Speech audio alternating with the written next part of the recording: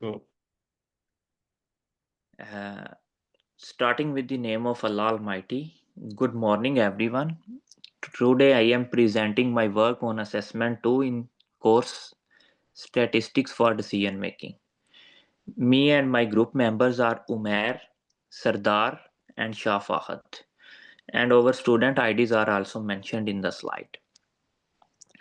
Basically, it was a group presentation and we worked all together and I am presenting this on behalf of my other student members as well. First of all, in task 1 was selecting a random sample. For the task 1, we have selected our student IDs as it was mentioned in the tasks that you have to select your student IDs for this task. So we selected our student IDs to make a random samples for 200 observations. The last two digits determined the rows in the random number table and initial digit indicated the columns. For this method ensured a purely random and unbiased sample selection for further analysis. Next, in task 2, we also worked on frequency distribution, like we organized the property type data into a frequency distribution. We then created a bar chart and a pie chart to visualize the distribution of different properties. You can see the bar chart and pie chart I also attached in the slides. This is my bar chart and it shows number of stories, and this is my pie chart. These charts like help in the understanding of most common and at least common property types quickly and effectively. The next one we have frequency distribution for property type. This slide shows the detailed frequency distribution table for the property types. It this table summarize how many properties belong to each category, providing a clear picture of data set compositions as you can see in the chart as well. Next, I have like task 3. I have variable type as well. Next, in task 3, like we identified the types of variables we are dealing with. It was also important to classify each variable whether they are numerical, discrete, or continuous.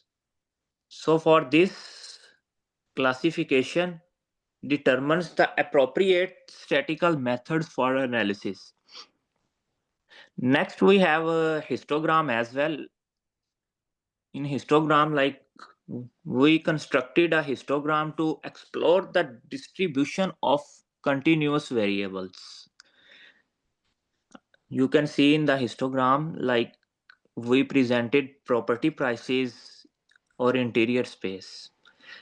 This histograms helps us identify patterns like skewness, spread, and whether the data appears normal or non-normal. Like in the next slide, you can see the histogram. Next, we have task 5. In task 5, like we have descriptive statistics. Moving to our like task 5, we calculated key descriptive statistics like mean, median, mode, standard deviation, minimum and maximum values, range, IQR. IQR means range and quartile range. These statistics give us a snapshot of central tendency, dispersion, and overall shape of the data sets. In next slide, like I present about the normality, like for task 6, We assessed whether the datasets follow a normal distribution.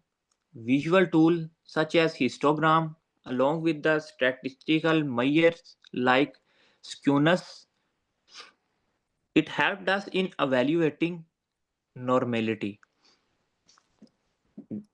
This step is crucial because many statistical tests assume that the data is usually distributed. In next slide, we presented about the confidence intervals. In task 7, we constructed confidence intervals for key metrics. Confidence intervals help us estimate the population parameters.